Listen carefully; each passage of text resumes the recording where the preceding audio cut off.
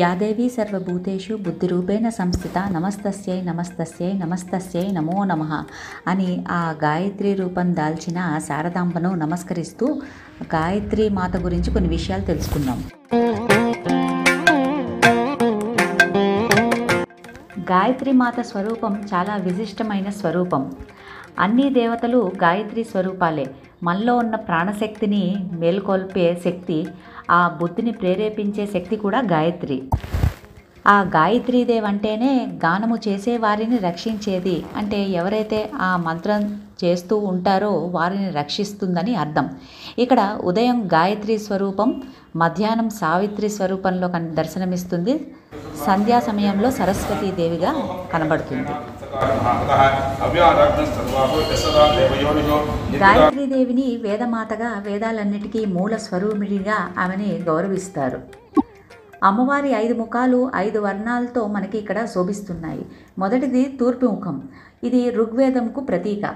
మనం ఎల్లప్పుడూ కూడా సత్యం అనుసరించాలని ఇక్కడ బోధిస్తున్నది. రెండవది దక్షిణ ముఖం. ఇది యజుర్వేదంకు ప్రతీక. మన కర్మలు పవిత్రంగా ఉంచుకోవాలని ఎప్పటికప్పుడు ఇక్కడ గుర్తు చేస్తున్నది. మూడవది పశ్చిమ ముఖం. ఇది సామవేదంకు ప్రతీక. మన జీవితంలో శాంతి, ఆనందం, సమతుల్యత అవసరమని ఇక్కడ చెప్తున్నది. నాలుగవది ఉత్తర ముఖం. ఇది మన ఆరోగ్యం, శరీర బలం, మానసిక బలం మనకి ముఖ్యమని కూడా ఇక్కడ చెప్తున్నది. ఐదవది మధ్యలో ఉన్న ముఖం మనకు జీవన పరమార్థం, ఆత్మజ్ఞానం మరియు మోక్షం పొందడమే అని ఇక్కడ మనకి చెప్తున్నది.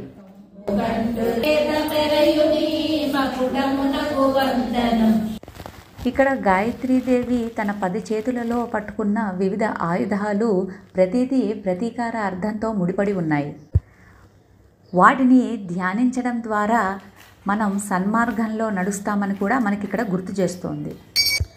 మన హృదయం అనే పద్మంలో ధ్యానించినప్పుడు ఇక్కడ రుద్రుడు శిఖగాను, విష్ణువు హృదయంగాను, అగ్ని ముఖంగాను ధ్యానించమని, సమస్తమైన దేవతలు తనలోనే ఉన్నాయని ఇక్కడ తెలియజేస్తోంది.